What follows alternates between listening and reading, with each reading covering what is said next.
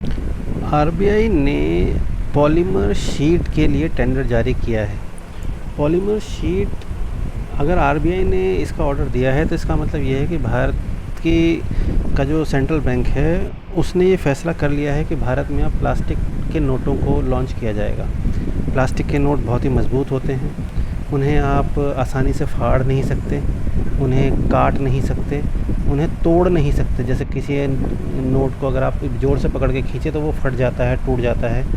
मतलब कागज़ के लिए टूटना शब्द इस्तेमाल करना अजीब सा लगता है, लेकिन फिर भी ना फट सकता है, ना उसे आसानी से वो बेकार होता है, उसकी लाइफ भी ज़्यादा होती है। और उसकी सबसे इम्पोर्टेंट बात, उसकी नकल बनाना बहुत ही खर्चीला काम है, जो कई ऐसे देश जिनका धंधा ही नकली नोटों को छाप के दुनिया के अलग अलग देशों में खपाना है, जैसे पाकिस्तान, उन जैसे देशों के लिए अब थोड़ी मुश्किल हो जाएगी। तो पॉलीमर शीट का ऑर्डर जैसे ही टेंडर जैसे ही दिया गया तो इससे सबको हिंट मिल गया है कि अब भारत में भी प्लास्टिक के नोट लॉन्च किए जाएंगे।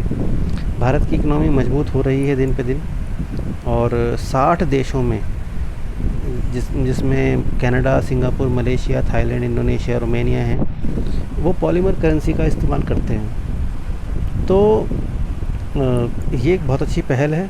जबकि अगर ऑस्ट्रेलिया, कनाडा और ब्रिटेन की बात करी जाए तो वहाँ पे तो पूरी तरह से ही पॉलीमर करेंसी ही इस्तेमाल होती है, वहाँ कागज़ के नोट ही नहीं छपते। तो ये एक बहुत अच्छी पहल है, और नकली नोटों की जो समस्या है उससे निजात पाने में इससे मदद मिलेगी। जय हिंद, जय भारत।